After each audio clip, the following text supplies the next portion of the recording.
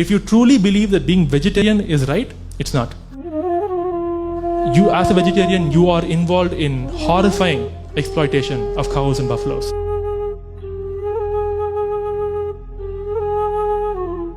It's not what they show on TV.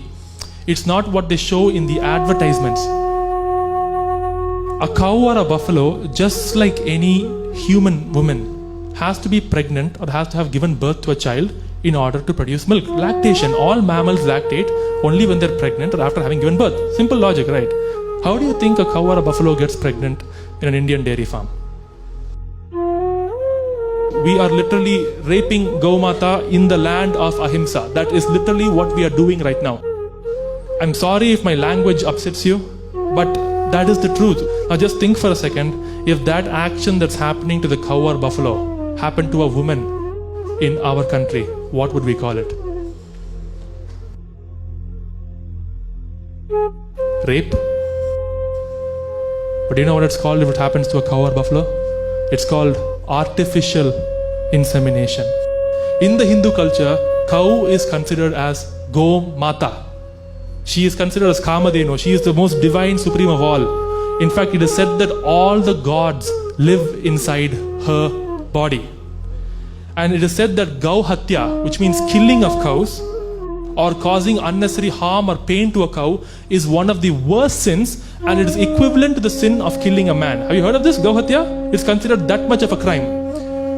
So now tell me, if this is not Gauhatya, what is it?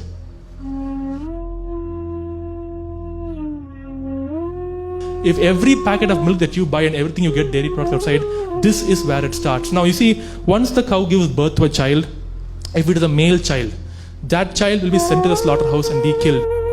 Why, you ask? Because just like a male chick in the egg industry, a male calf cannot give milk. So it's of no use to the dairy industry. These calves are all killed and they're turned into leather shoes, belts, jackets and purses. In case the child born is a female, she will not be allowed to drink her mom's milk. So the calf is immediately taken away, tied up, while all of her milk that belongs to her is taken, put into packets and sold to us.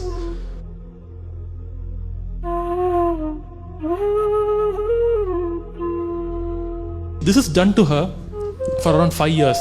Every single year, she is made pregnant. Every single year, her baby is taken away. Every single day, she is injected and she is milked. When this happens to her for 5 years, after one point, she just gives up. Her mind and body cannot function anymore. And when she is no longer profitable to be used for milk, she is sold to the slaughterhouse for beef. I repeat, every single cow and buffalo in this country who is raised for milk is sold for beef. And I'll prove it to you right now. Did you know that India happens to be the second largest producer of milk on earth? And India is also the second largest exporter of beef on earth. It's not a coincidence. Because as I said, every single cow raised for milk is eventually killed for beef. Which is why I say to my audience when I talk to them, even after knowing all of this and hearing all of this, if you still want to continue drinking milk, please eat beef. For the cow, it makes zero difference. For you, you might say, no, that's disgusting. But yeah, maybe for you. For the cow, for her, no difference, because she existed into this world for the demand of milk, and she finally dies for the demand of beef. Is this what we do? Is this how we would treat our own mother? I don't think it's fair to say Gaumata or cow should be treated like mother if we treat her like this. This is not fair. Please have a heart, have an open mind. Thank you for listening. Do think about the animals and what's happening to them, and please consider going vegan. Thank you.